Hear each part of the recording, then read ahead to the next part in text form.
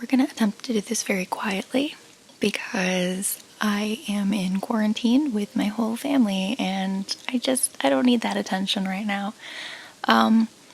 Today's my 24th birthday, so I thought I would try to do something fun.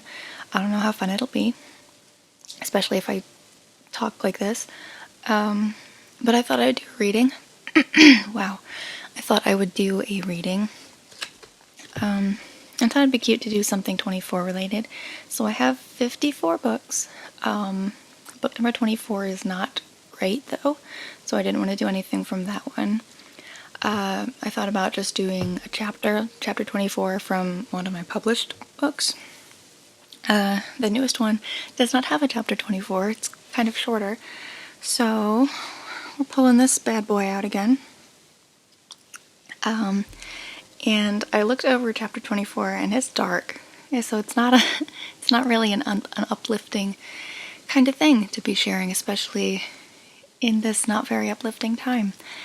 But I don't know.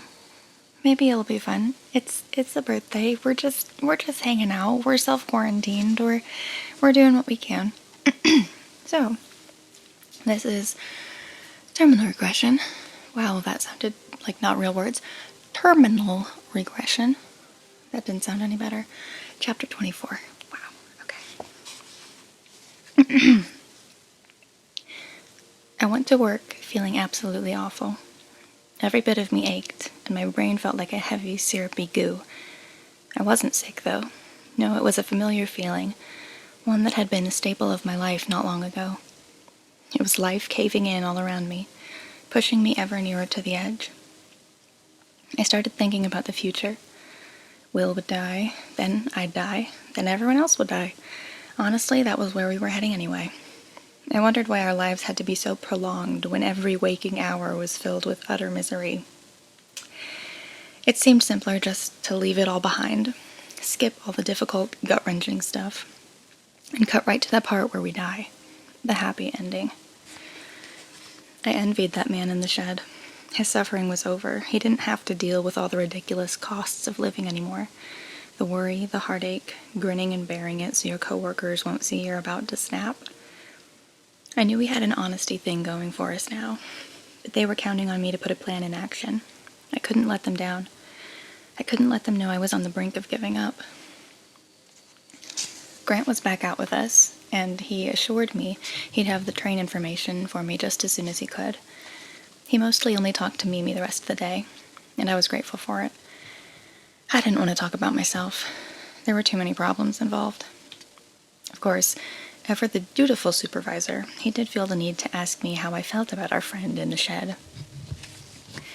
I hope it didn't scare you too much, he said with his sweet, nice guy smile. No, not really. Not at all, actually. I hadn't been afraid. Not then, not now, or any time in between. I'd certainly felt a lot of other things, but somehow fear hadn't been in the mix. Really, he asked. You took it pretty hard. I recalled crying in his office for a shamefully long time.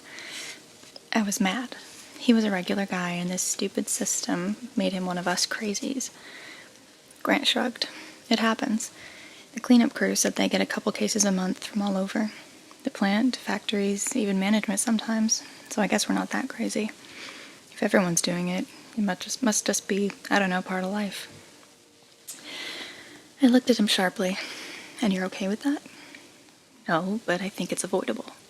If you have the right people with you, if you build up a solid support network, Grant support groups aren't going to cure suicide. He got defensive. Yeah, well, neither is your little rescue mission, so... He fell silent, probably trying not to offend me. Mimi glanced back and forth between us. We're not looking for a cure, she ventured quietly.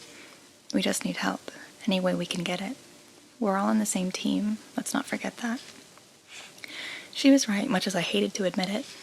Grant and I just had a thing for bickering, and it was easier to get into a fight than deal with what I had going on in my head. We went back to work silently, but that didn't last long either. Laura, how's Will doing? Mimi asked, just making casual conversation. For some reason, my body decided the best way to respond was to laugh. Oh God, you really want to know? Okay, well, last night we drew some really interesting parallels between our conditions, which was super fun. And now I'm kind of freaking out because he won't talk to me, and I'm pretty sure he's getting depressed, and our relationship really can't handle any more of that, so not great. I really needed to keep it together. I couldn't keep breaking down like that, especially when there was nothing anyone could do about it. I'm sorry, I continued. No, Mimi stopped me. That's the truth. I get it. I nodded. I'm really worried about him. Mimi hugged me as a single, insubordinate tear fought its way out of me. I know, she said. Believe me, I understand. But she didn't. Sure, she'd lost Grant for a while, but there he was, good as new, right before our eyes. I was dealing with a much more certain death. A death that could be seen and felt, and that no amount of train rides could overturn. Still, I was able to compose myself. Thanks. Grant muttered something under his breath. You got something to say? I asked, always ready to get into it with him. He shrugged. Support groups. Pretty useless, right? He smirked at me, and I hated his stupid guts. I don't know, I guess maybe they got through to me or whatever. I didn't go to their support group after work, but I was determined to clear things up with Will once and for all. I had to show him I would be there for him and do my best to see things his way. I absolutely wasn't going to give in. I refused to watch him die if there was anything at all I could do about it, but I could let him feel heard. I never knocked. The door was never locked, and it was my apartment, technically. But maybe I'd have to start knocking. Will was in a towel when I barged in, ready to crush him with compassion. He paused and stared at me, boxers in hand, not really embarrassed, but fully aware I had been seconds away from witnessing the total package. Oh, I said, after instinctively looking him up and down. Just flawless. I'm sorry, I didn't realize you showered this late. He quickly pulled his underwear on under the towel. I don't typically, I just felt a little dirtier today. That didn't seem right. Okay, I can wait while you change. He pulled the towel off. You've seen my panties like 100 times. I'm kind of over it. He smiled, and I was a little more at ease. If you say so. I came inside and shut the door. So how was work? He asked, hanging the towel over the bathroom door. Not bad. I only had one fit of obnoxious sarcasm, so that's an improvement. I smiled, doing my best to put him in a good mood. He nodded. Good. I wasn't sure why, but I felt like something was up. He wasn't acting right. How was your day? I asked. He shrugged. Uneventful. He gave me a small, almost embarrassed grin. I missed you. I got a genuine flutter in my heart and found a place for myself against his barely clothed body, but I could hardly enjoy it. He wasn't holding me right. I looked up at him. I missed you too. You want to tell me what's up, or do I have to figure it out myself? He nodded, caving. Okay. It's not a big deal, but I threw up earlier, hence the shower. I'm pretty sure it passed. I feel a lot better now, but I should probably hold off kissing you for a while. Wouldn't want you to catch this. He tried to keep smiling, but I saw his fear. There was nothing contagious about his condition. It wasn't a damaged day. He was supposed to be healthy. He was supposed to have 24 hours to recover. That's what he told me. That's how it always been. Oh my God, I breathed. It's starting, isn't it, Laura? Oh my God. It was happening. I'd never truly believed we'd come to this, but the damage was starting to stick. Soon enough, it'd be permanent. And then it would just be a question of what went first, his mind or his body. He took hold of my shoulders. Laura, I'm fine, he said, firmly. Everything's fine. Lie down, I ordered, tears filling my eyes and panic settling in my heart. He obeyed, trying to appease me. I felt his forehead. There was no fever, but I didn't know if that was good or bad. He took my hand. Please don't make this a big deal. I stared at him. Will, this is your life. Of course it's a big deal. Look, for all we know, it was something I ate. There doesn't have to be a correlation. He wiped my tears. Will, you have to be all right. You have to be. I wished I could just force him to heal. I wished I had any power at all to help him. I shut my eyes. I hadn't prayed on the train. I hadn't begged for a good ending. I'd believed God and his master plan had forgotten about me or just neglected to write me in. It might have actually been months or even years since I'd prayed and had hope that there'd be a result.